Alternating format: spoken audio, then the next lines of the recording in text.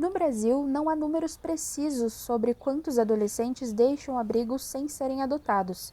Cerca de 3.000 jovens que saem dos abrigos alcançam a maioridade sem encontrar uma família para acolhê-los, segundo o Sistema Nacional de Adoção e Acolhimento em uma pesquisa de 2020. Esses números podem não refletir a realidade completa, mas é necessário que para esses casos haja um esforço conjunto do governo, entidades de acolhimento e da sociedade civil.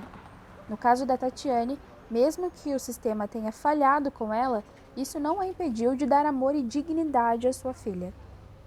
Oi gente, meu nome é Giovana e essa é minha mãe e nós duas juntas vamos apresentar a nossa casa. Então vem comigo se você quer ver. Olha, aqui já começa a escada, que é por onde a gente entra, que a gente mora em condomínio. Condomínio top. Aqui a gente chega na frente da minha casa, né? Aqui tem nossa porta. Vamos lá? Aqui é a entrada. E aqui é o nosso corredor, o único corredor da casa. Aqui é a geladeira. Aqui fica o banheiro. Aqui fica a cozinha. Também tem a nossa mesa e nossa vista maravilhosa. E o quarto. E o nosso quarto aqui por aqui, ó. Eu quero ser empresária, dono de uma empresa muito grande que tenha todas as profissões, literalmente. E eu já tenho um nome para a empresa, vai se chamar Evolunx. E o significado é de evolução, que foi o que eu pensei, né? Então, essa é a minha casa, né? Onde eu moro atualmente com a minha princesa. Também mora minha irmã e meu sobrinho. A gente pretende ir em uma casa um pouquinho maior, né, filha? Pra você ter um quarto pra você. Sim. Também, né? E tem sido aqui bons dias, né? Altos e baixos. Como toda a família e toda a casa. É. Aos 27 anos, Tatiane carrega consigo a bagagem de 5 abrigos e 23 cuidadoras que passaram por sua vida. A promessa de um lar definitivo nunca se concretizou, mas a esperança jamais se extinguiu em seus olhos. Hoje, a janela emoldura um novo dia. A menina que um dia não teve um lar, agora o constrói a cada amanhecer.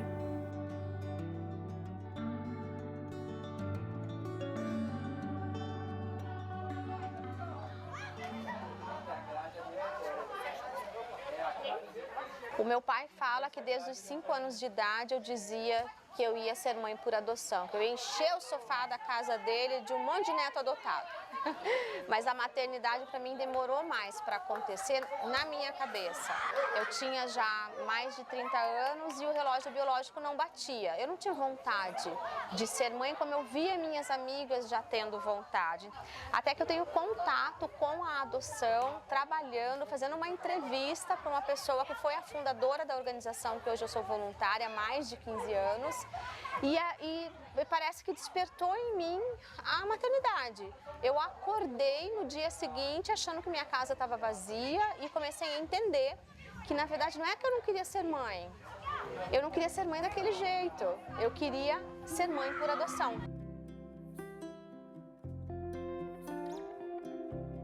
E a gente conhecendo o processo, sabendo que os filhos que estavam disponíveis para adoção eram os maiores e eram esses que dificilmente as pessoas gostariam de ter, a gente estava preparado para aquilo. Porque a gente não entrou para fazer uma história tradicional de maternidade no processo de adoção, nós queríamos ser pai e mãe. Né? Então, naquela época, quando nós entramos em 2009 no processo de adoção, escolher uma criança até 6, 7 anos era muito fora da curva já, porque ninguém adotava com mais de 3. Então, por isso até que foi rápido dentro do processo, em 1 ano e meio nós já fomos chamados por Marcelo, que estava quase completando 4 anos, que acreditem, já era uma idade que naquela época havia uma dificuldade enorme de adoção para quem tinha mais de 3 anos de idade. Eles inclusive chamavam de adoção tardia. Hoje, a adoção tardia é acima de 10 anos. Ao longo dos anos, diferentes perspectivas, leis e práticas foram moldando o panorama da adoção de crianças com mais de 3 anos. Somente na década de 90 que os primeiros passos para a mudança são dados. A publicação do Estatuto da Criança e do Adolescente em 1990 foi um marco histórico, reconhecendo a criança como sujeito de direitos e priorizando a reintegração familiar. Normalmente, quando a criança ou adolescente sai a destituição dela, aí começa-se a preparação realmente para a adoção. A criança ela tem que ter o contato e saber, né, claro, respeitando a idade de desenvolvimento mental, o que está acontecendo com ela. Então, por que ela está aqui nessa casa de acolhimento, por que ela não está com a família de origem, o que aconteceu, e também não interromper esse processo de como era a minha vida antes para como é a minha vida agora, porque muitas vezes crianças e adolescentes, né, que são as adoções mais tardias, já estão naquele lugar de eu tenho medo de confiar em você e também ser abandonado. Então eu vou testar os seus limites, né? Como qualquer adolescente e criança testariam de pais biológicos, por exemplo. Então trabalhar isso também com a criança, que ela tem a possibilidade que vai acontecer dela ter uma família, que vamos trabalhar para isso, mas sempre trazendo ela para participar desse processo. O que define muito a diferença de adaptação entre uma criança que chega menor ou um bebê e uma criança maior é o preparo dos pais. O que a gente vê muito assim no processo é a maternidade acontecer por um desejo meu, aí é de dentro para fora, porque eu quero isso, porque eu vou me realizar, porque vai preencher um vazio, porque vai para mim. E essa maternidade que na adoção tem mais chances de dar errado. Porque quando o filho chega, ele chega cheio de necessidades e você tem que estar pronto para o outro. Adotar, ser mãe, é você se doar, é você acolher, é de dentro para fora. A tua vida, ela fica por um tempo, quando o filho chega, ela fica um pouquinho para trás, porque a prioridade não é você.